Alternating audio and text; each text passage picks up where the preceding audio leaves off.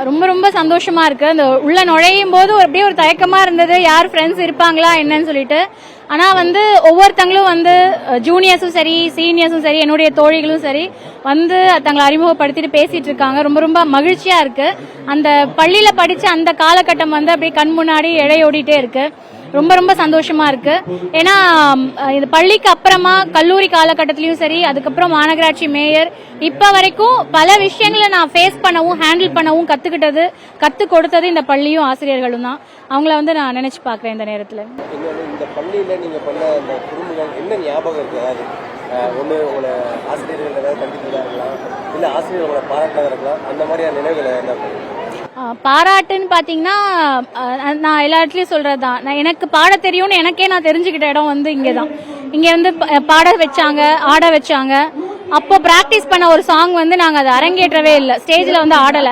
இப்ப வந்த உடனே எங்க தோழிலா தான் கேட்டாங்க, ஞாபகம் இருக்கா, அதை பாட சொன்னா ஆடுவீங்களா அப்படின்னு சொல்லிட்டு. அந்த அளவுக்கு நிறைய நினைவுகள் அடுக்கிட்டே போலாம்.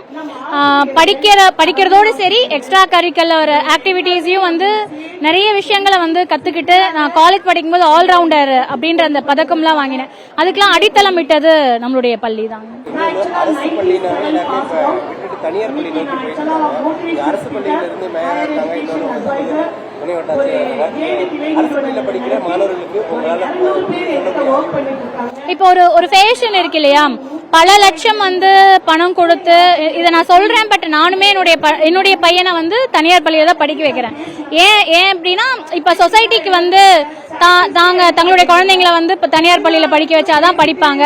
இப்ப இருக்க அந்த காம்படிட்டிவ் வேர்ல்ட்ல தனியார் பள்ளியில படிச்சாதான் அப்படின்ற மாதிரி ரெஜிஸ்டர் ஆயிடுச்சு நம்ம எல்லாத்துக்குமே.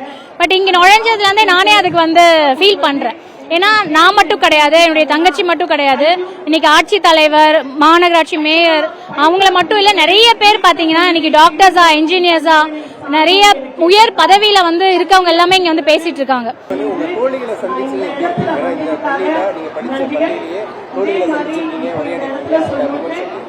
நாங்க பாத்தீங்கன்னா எங்களுடைய தோழிகளுக்கு தனியா ஒரு வாட்ஸ்அப் இருக்கிறது, அந்த சோசியல் மீடியாங்கிறது ரொம்ப யூஸ்ஃபுல்லா இருக்கு.